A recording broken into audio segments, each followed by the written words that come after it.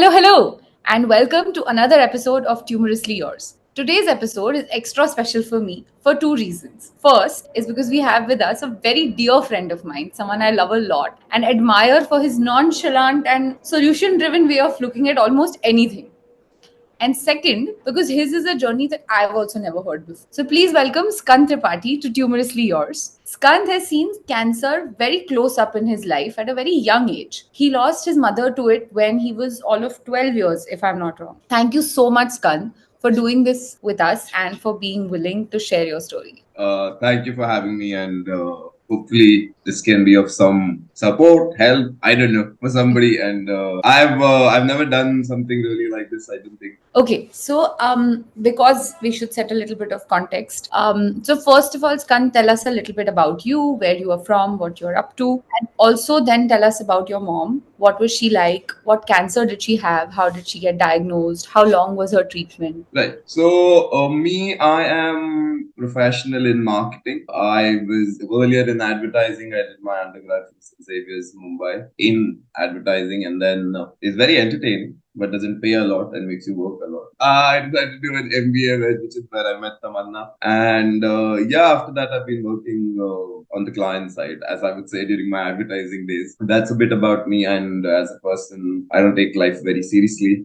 I'm like the kind of person who likes to have fun, but my dad was in the transport job. He was working for the civil services, and so we lived in a lot of places. We are originally from UP. Like my mom and dad both were born and grew up in UP. For me, my dad retired right when I was completing my 12th grade 11 years ago. I've stayed in the multiple places. My mom was the homemaker. My mom and dad were married very early. My mom was married, I think, at the age of 19. Yeah, I think she was 21 when she had the first child, sorry, and then 22 when she had a second child. And she had a last child, which is me, at 36. In a way, that's kind of like the tragedy of my mom's life also. And like right after she passed away, like the sense was that she had to put up with sort of like raising four children, and finally when the last child was sort of becoming old enough to sort of be their own person is Yeah. when she sort of fell ill, and then she passed away. So there was this sense of the days where she finally had to sort of put her legs up and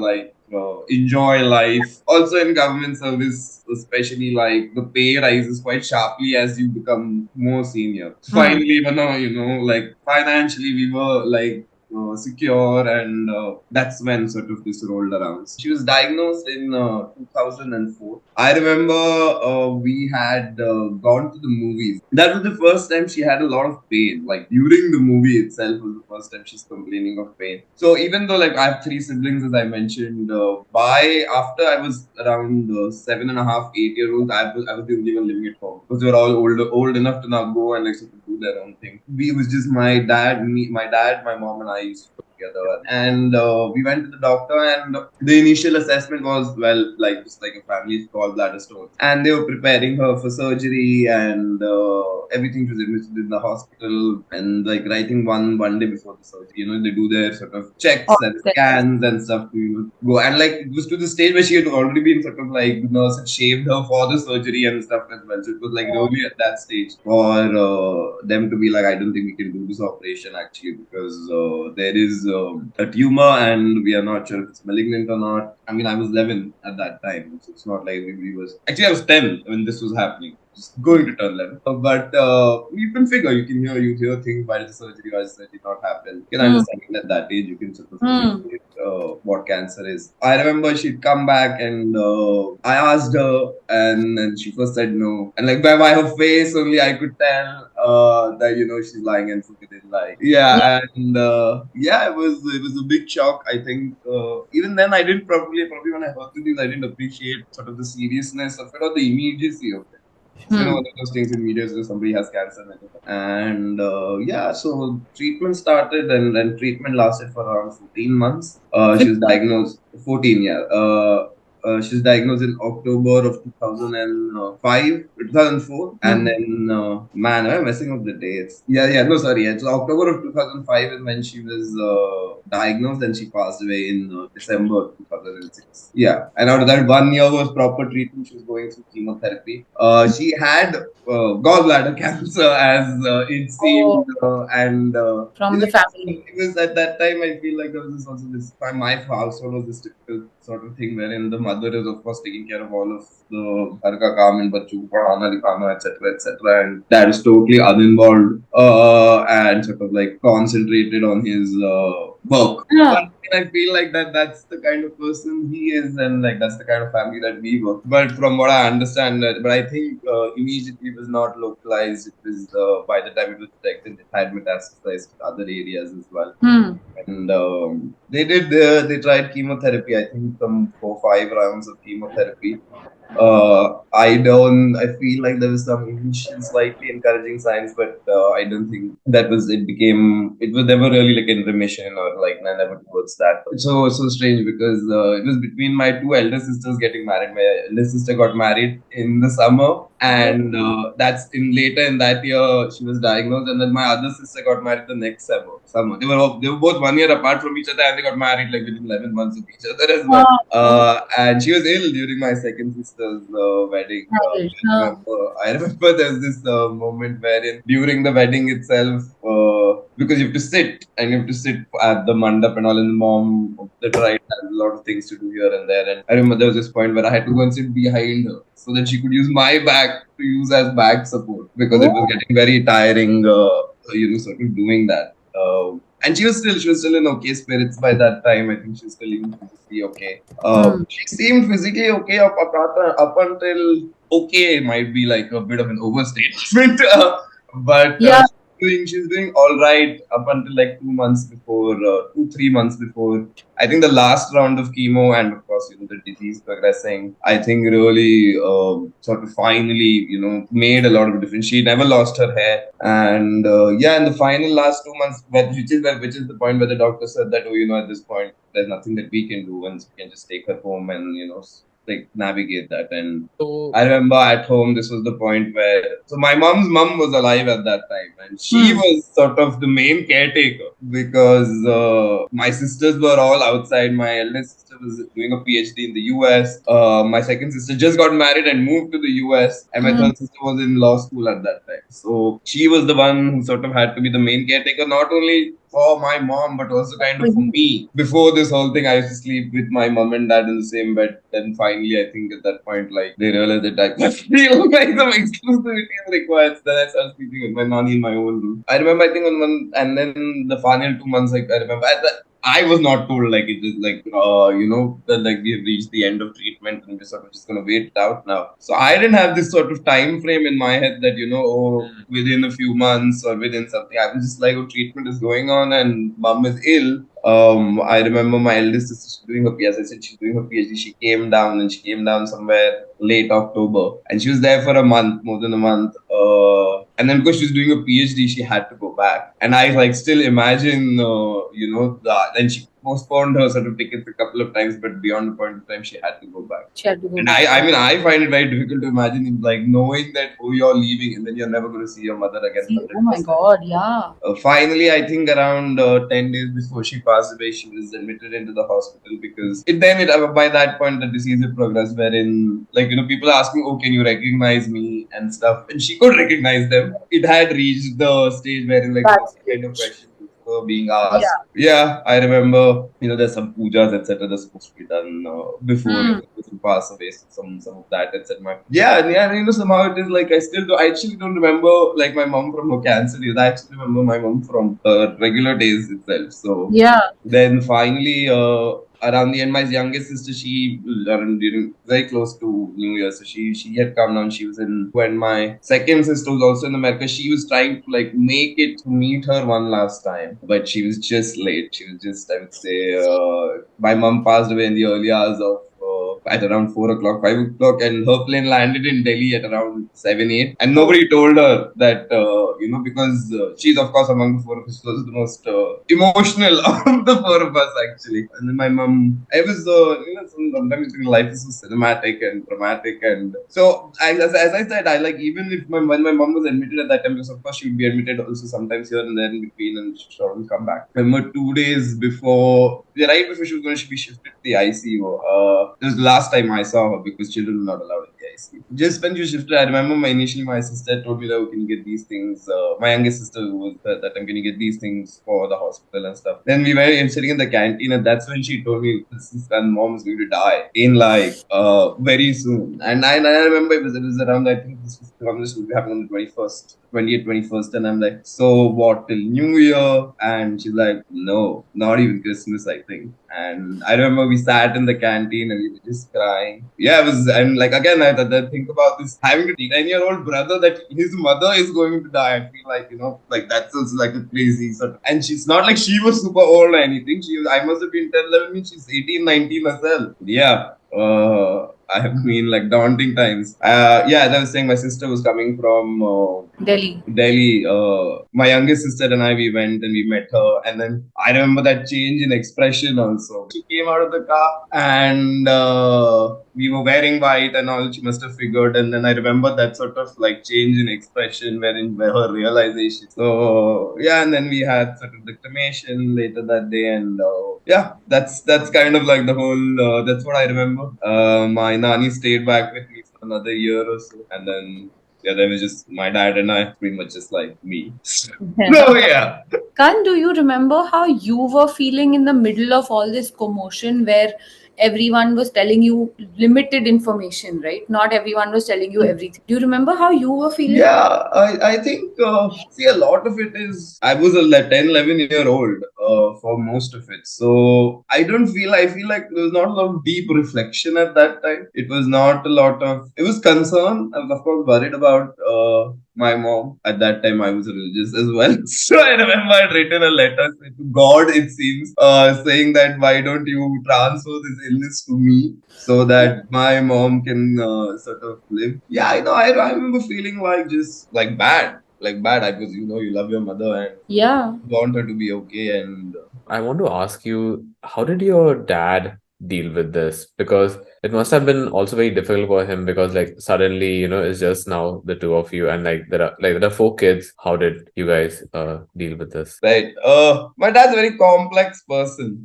Like that's like I'll have to preface everything by saying he's a very complex person. I don't know. It's so strange. I don't know how he processed this grief. I don't know how he moved on from this grief. My dad's from a very, very traditional background, very orthodox background. So there were immediately people telling him, "Oh, you should get married again."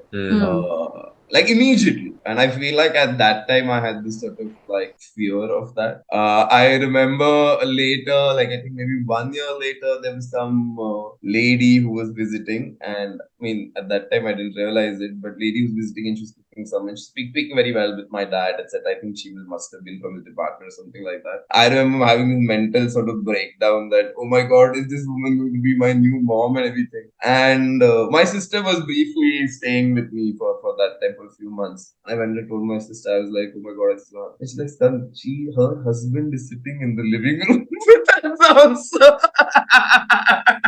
But like now makes complete sense, like to consider another marriage, considering. I think the perspective on that was that like getting married immediately would help soften the blow, right? Because there's a big loss. Probably. So Yeah. this would compensate for it. And so, Skand, I just want to ask one more question, right? How was the dynamic like? How did the dynamics change between you and your sisters after this? I was not like I was saying as an alone child from like the age of 7, which is so like to come in plus you have 3 siblings and I'm like, but yeah, kind of grow up like an alone child still. Think of it yourself. If you had to talk to like somebody who's 9 or 10, it's not like you're not even gonna ask them certain things and things like that. But you don't really have a deep relation with them before that, right? Especially if you're not staying with them. If you're staying with them, of course, you're going to do so many things together. And so we were not very, very close. I mean, at that time, how can you be that close? And I feel like my sisters used to visit more often at that time because, especially for some of them, were in India first of all, and I feel like when mom was there was more sort of reason to visit and enthusiasm to visit also. But we get along well. I feel like my eldest sister especially has this like big amount of guilt that we all sort of left Skand alone, and like sort of he has to grow up alone now. And I feel like she has a big sense of this guilt. Yeah, and I feel like always they were sort of looking at like baby me and sort of making sure that I was okay. I don't know. I turned out okay. I liked it. About them.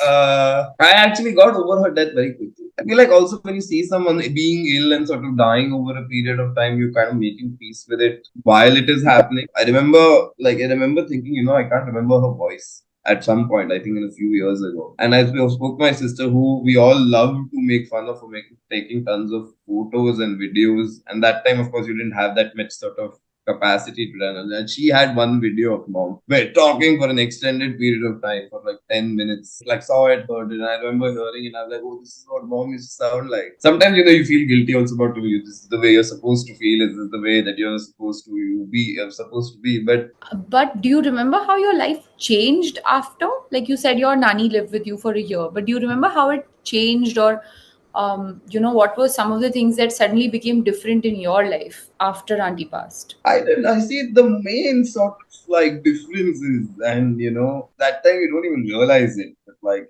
I feel in reflection is that nobody loves you unconditionally like a mother. Sort of, yeah. That was the big change, and it's not like I felt it at that time, but yeah, that was that. I would say that's what really changed in your life, because there's someone who would always be there for you and always sort of. My mom was very strict and sort of be scared of her also. That was a big change. That was the big change in life. I mean, I thought a lot about how I became a different person, because I would say in many ways. Like I would say there is a reason, like when you say I'm very nonchalant, I think dealing with death and like sort of having something like that at an early age sort of gives you that kind of perspective on life also, of that nothing really is that important, which is, yeah, it's okay. You have your job, you have your deadlines, it's okay. It's okay if you fail a class also. I mean, I never failed any classes, but like I can tell this to somebody else, because in reflection, none of that really, matters. Yeah. I think like that was a big lesson at a very young age, and sort of like which I carried. I'm going to ask you one question which you can choose not to answer. Have you ever felt like left alone because of the fact that your sisters live away, they're much older to you, your father and you are not like very close, you don't have other family members living in the house who you can, like generally have an everyday conversation with? Do you ever feel that way? And what do you do? I feel like at that time I used to feel left alone in a very positive way. And when it was actually happening at that time, I had a positive perspective on it. Like, yeah, I can do whatever the hell I want, and like I'm my own king, and I feel like I definitely had that sort of perspective. Even now in reflection, I feel like I still have that sort of perspective about my life. I'm like I'm the one who sort of in charge of it, takes right? all the decision, is responsible for everything, and is accountable for everything. So yeah, I mean, in reflection, I kind of do feel like, oh yeah, you know what? There's nobody to sort of really help me and support me in some key pivotal points in my life. But I don't know. I mean, I feel like it made me a better person. So, Skand, you mentioned this, and I'm realizing that you were the one who were there for yourself, right? When you had this loss, and when you were raising yourself, and when you were, being there for yourself, what was your coping mechanism, and what are the things you did which became your like core beliefs or your core values and your core belief system? For me, my main coping mechanism was to just be busy. And I was so taken by the internet right around. This was the same time. I was in 7th, 8th grade. I used to spend so much time on the internet, on forums, on Wikipedia. I was this massive Wikipedia junkie who used to sort of, you sometimes go into rabbit holes where you go on Wikipedia and you click on something and you click on something and you click on. I used to do that like a lot. I still do that. But He still does. He has the most amount of trivia on anything ever. and again in reflection, you think that that could have gone so wrong so easily. Soon after that, I feel like another way sort of in this is that I feel like I got into football very heavily. Spent so much time talking to these people who I didn't know, and sort of discussing in detail like what should the team be, what will this be, that be, play games with them, and I've sort of like become irreligious very soon after my mom passed away. And even around the end, I feel like I wasn't feeling very religious, honestly. So I feel like that vacuum, like football culture, is actually like a like it fills that vacuum of a religious thing. And like when you come to think of it, it is completely is like that. You are like this tied to this random team that plays like Yeah. so far away, and you put on the colors, and you have your chants, and you have all of this, etc. It is quite like quite a religious sort of a community sort of a situation. I would say in terms of beliefs, the internet made me a very rationalist person, that made me a very religious person, made me question most things. So those were the beliefs that I feel like initially I had post this. I feel like in another 2-3 years, I think around by the time I was in 11th and 12th, I feel like kindness became very important to me. And again, from the internet at that time, there was this. I randomly like stumbled into this website and I used to read it for a brief period where people used to anonymously share their secrets. And sort of it like gave me this perspective that, oh man, everybody is like sort of sifting through their own sort of shit that they have to sort of get through. Skand, but in follow up to that, I know that you've done a lot of solo trips. You can do a lot of time spending on your own. And I feel like for that, you need to be very okay with the thoughts Yeah. that you have in your head, right? All the time. And I want to ask you, from that time where you had to use, where the internet was kind of filling in something, to the point where today you can do a solo trip and travel on your own, or do you think that changed at some point in life, or it just happened like? I think it just happened over a period of time. I feel like I'm actually a little uncomfortable being with other people for long periods of time. Like I'm known as an extrovert. I like to tell people my instincts are of an introvert, so I enjoy being extroverted. I remember there was this family vacation that we had done, and where we were staying together for a week. This was in 2014, and we've done some after that. Also, it's not like that's the last time we all met together. But I remember, I think the fourth or fifth day, and I was like, oh my god, I can't do this. There's so many people here all the time. And I remember I went out for like a walk for 2-3 hours. There's so much like shore valla all the time. Also, my kida in life, I feel like, is to try and get like see as much, try and understand as much of the context of our lives. And is that in the context of large physics of the Big Bang and the formation of the stars, or it is in a more societal version of religion and sort of caste and things like that, or it is within our very like sort of recent version of like recent historical events, world affairs. Because I feel like we have this short gift here, and to try and understand what we have helps you. I feel like gives you better perspective on doing things. So, in all the time that I have known you, one of the things that I love about you, Skand, is how much you like to live life, how much you like to enjoy life every day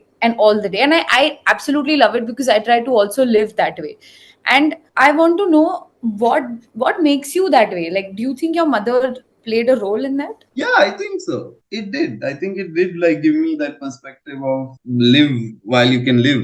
Our time here is everything to us and nothing to anybody else. I love it. I absolutely. Okay, so last question before we let you go. So, if there was one message, Skand, that you could give those people who have recently lost a parent and are maybe still navigating that tsunami of emotions that maybe you felt at different times in life, or they are feeling, what would that message be to them? Try and remember the good parts. Try and write down your thoughts. I wish someone had told me at that time to write down my thoughts, and so I can reflect on them like now. But speak to people. I feel like getting other people's perspectives on the most mundane to the most important things helps you think better, gives you a better point of view on things. And people are helpful. People want to help. Always remember that people want to help, even if they might not know how to. There's always people around you who want to help. It's difficult. It's difficult. Like there is.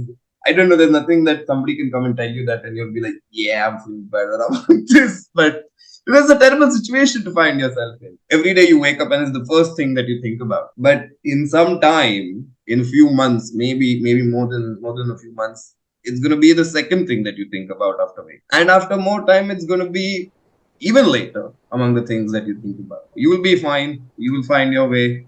I love you, Skand. Thank Love you you so much. too. Thank you so Bye-bye. much. All right.